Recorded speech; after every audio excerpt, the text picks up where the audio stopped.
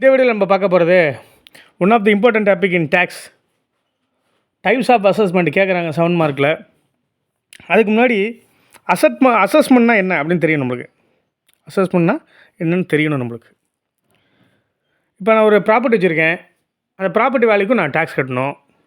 நான் ஒரு 1,00,000 ரூபா சேல்ரி ஏர்ன் பண்ணுறேன், அதுக்கு நான் வந்து டேக்ஸ் கட்டணும். அப்புறம் ஒரு லேண்ட் வச்சுருக்கேன், அந்த லேண்டோட வேல்யூ என்ன, அதுக்கு நான் ஒரு டேக்ஸ் கட்டணும். ஹவுஸ் வச்சுருக்கேன், அந்த ஹவுஸோட வேல்யூ என்னவோ அதுக்கு நான் டேக்ஸ் கட்டணும் அப்படின்னு வச்சுக்கிட்டா இதுக்கு பேர் தான் assessment. Assessment is the amount of money that you must pay in tax for your land, house, otherwise value of income, value of property. நான் ஏற்கனவே சொன்ன மாதிரி எவ்வளோ டேக்ஸ் கட்டணும் அசஸ் பண்ணுறது தான் அசஸ்மெண்ட். அசஸ்ஸி அப்படிங்கிறவர் யார் அப்படின்னு சொன்னால் தெரியும் நம்மளுக்கு. The person liable to pay the tax. யார் அந்த டேக்ஸை கட்டுறாரோ அவர் அசஸ்ஸி. அசஸ்ஸிக்கு வீடியோ இருக்குது, அதில் பார்த்தீங்கன்னா புரியும். இப்போ types of income tax assessment அப்படின்னு கேட்குறாங்க. அதுதான் ரொம்ப முக்கியம். அதில் முதல்ல டைப்ஸை சொல்லிடுறேன். Self assessment under section 140 capital A, and then summary assessment under section 143 subclass 1, and then scrutiny assessment under section 143 subclass 3, best judgment assessment under section 144, productive assessment, and then reassessment or income escaping assessment under section 147. ஓகேவா? இதெல்லாம் types of assessment. திருப்பி நான் repeat பண்ணுறேன். Self assessment under section 140 capital A, summary assessment under section 143 subclause 1, and then scrutiny assessment under section 143 subclause 3, best judgement assessment under section 144, protective assessment, reassessment or income escaping assessment under section 147, and then லாஸ்ட்டாக வந்து assessment in case of search. இது அவ்வளோ முக்கியம் இல்லை, நம்ம முன்னாடி சொன்னதெல்லாம் ரொம்ப முக்கியம். அதெல்லாம் நீங்கள் எழுதி வச்சுக்கலாம். இதுதான் டைப்ஸ் ஆஃப் அசஸ்மெண்ட்டில் நீங்கள் எழுத போகிறது. Self assessment under section 140 capital ஏ. இந்த செல்ஃப் அசஸ்மெண்ட் என்ன சொல்கிறாங்க அப்படின்னு சொன்னால், நான் எவ்வளோ டேக்ஸ் கட்டணும்னு நானே செல்ஃப் அசஸ் பண்ணுறது. எனக்கு இந்த வருஷத்துக்கான இன்கம் எவ்வளவு, ஃபார் எக்ஸாம்பிள் 24 lakhs இந்த வருஷம் எனக்கு என்னோடய இன்கம், அதுக்கு நான் எவ்வளோ டேக்ஸ் கட்டணும்னு நானே அசஸ் பண்ணுறது. The assessee itself assessing that tax, அதுதான் self assessment. Assessee calculates the tax themselves, அவருக்கு அவரே அசஸ் பண்ணிக்கிறது. அதுதான் என்னது self assessment under section 140 capital A. For example, நம்ம எக்ஸாம் எழுதி முடிச்சுட்டு வந்தோடனே இவ்வளோ மார்க் எனக்கு வருங்க அப்படின்னு சொல்லி அசஸ் பண்ணுவோம். ஆனால் மார்க் வேறு மாதிரி வரும், அது வேறு விஷயம். ஆனால் நம்ம ஒரு கணக்கு போடுவோம். 12 மார்க்குக்கு 6 மார்க் நான் வாங்கிடுவேன், 7 மார்க் இத்தனை அட்டன் பண்ணியிருக்கேன், 4 மார்க் இத்தனை அட்டன் பண்ணியிருக்கேன், ஆக மொத்தம் எனக்கு 70 மார்க்குக்கு எப்படி பார்த்தாலும் ஒரு 40 மார்க் வந்துடும் அப்படின்னு நம்ம ஒரு கால்குலேஷனை போட்டு வைப்போம். அவர் திருத்தி போடும்போது என்ன வரும்னா, பேப்பரை வேல்யூஷன் பண்ணதுக்கப்புறம் அது 40 வரலாம், 50 வரலாம், இல்லை 30 கூட வரலாம். அது வேறு விஷயம். பட் நம்ம ஒரு செல்ஃப் அசஸிங் வச்சுருப்போம், அதுதான் செல்ஃப் அசஸ்மெண்ட். நான் ஏர்ன் பண்ண இன்கமுக்கு எனக்கு இவ்வளோ இன்கம், இதுக்கு நான் இவ்வளோ டேக்ஸ் கட்டுறேன் அப்படின்னு நானே செல்ஃப் அசஸ் பண்ணிக்கிட்டால் அதுதான் செல்ஃப் அசஸ்மெண்ட். ஆஃப்டர் டிடெக்டிங் டிடிஎஸை டிடெக்ட் பண்ணதுக்கப்புறம் தான் இந்த செல்ஃப் அசஸிங் வரும். அதுக்கு வந்து டேக்ஸ் பேயபிள் அண்டர் செக்ஷன் 139. இப்படி நான் என்ன ஏர்ன் பண்ணியிருக்கணும் அதுக்கு வந்து அண்டர் செக்ஷன் 139 படி நான் டேக்ஸ் கட்டணும். ஸோ இதுதான் வந்து செல்ஃப் அசஸ்மெண்ட், புரிஞ்சிருக்கும். அடுத்தது சம்மரி அசஸ்மெண்ட்.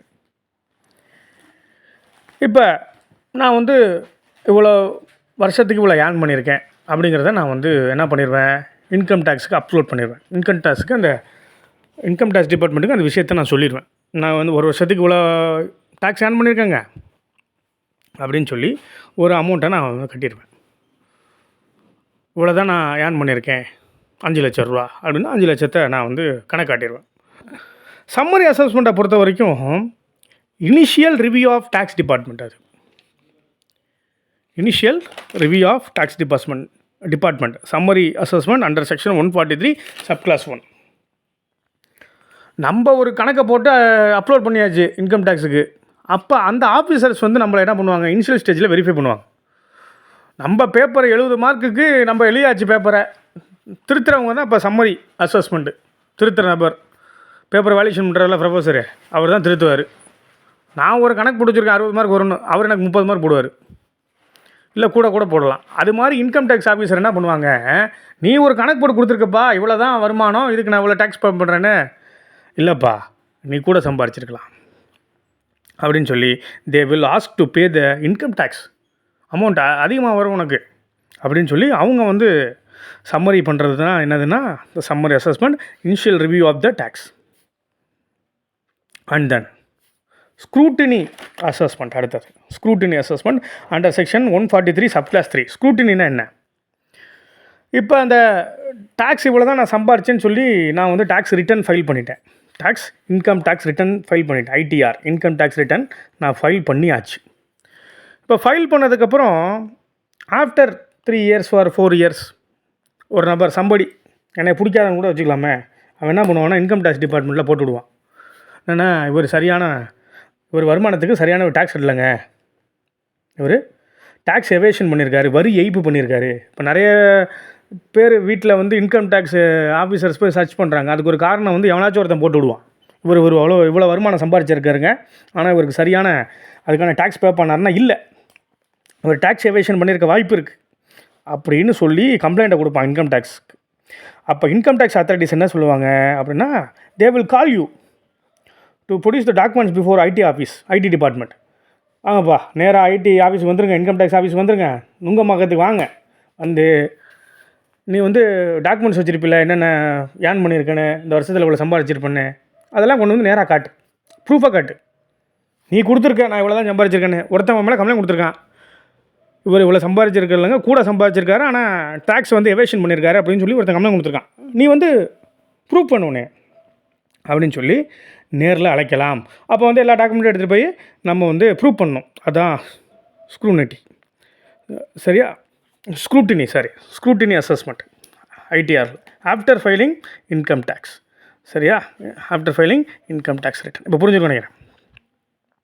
அண்ட் தென் இது வந்து ஒரு ஆப்பர்ச்சுனிட்டி மாதிரி, இந்த ஸ்க்ரூட்டினி அசஸ்மெண்ட் ஒரு ஆப்பர்ச்சுனிட்டி மாதிரி. என்னது, உன் மேலே ஒருத்தன் கம்ப்ளைண்ட் கொடுத்துருக்கான், அப்போ நீ நல்லவன், நான் கரெக்டாக தான் கட்டியிருக்கேன் அப்படின்னா ஒரு ஆப்பர்ச்சுனிட்டி ப்ரொவைட் பண்ணுறாங்க இன்கம் டேக்ஸ் டிபார்ட்மெண்ட்டு. வந்து காட்டிட்டு போ, டாக்குமெண்ட்டை ப்ரொடியூஸ் பண்ணு, அவ்வளோதான். அண்ட் தென் ஒரு வேளை ஏதாச்சும் ஒரு பிரச்சனை இருக்குது, இன்வெஸ்டிகேஷனில் அசஸிங் ஆஃபீஸர் இன்வெஸ்டிகேட் பண்ணுவார் அந்த நபரை, கரெக்டாக தான் கட்டியிருக்காரு அவர் டேக்ஸை அப்படின்னு. இன்கேஸ் கரெக்டாக இருந்துட்டால் ரைட்டு, தப்பாக இருந்தால் என்ன பண்ணுறது அப்படின்னா, எனி ஒமிஷன் எரர், ஏதாச்சும் விட்டுருந்தா என்ன பண்ணுறது, எரர் இருந்தால் என்ன பண்ணுறது அப்படின்னு சொன்னால் பெனால்ட்டி போடுவாங்க, அதை நம்ம கண்டிப்பாக கட்டி ஆகணும். ஓகேவா? Penalty or fine. அடுத்தது பெஸ்ட் ஜட்ஜ்டு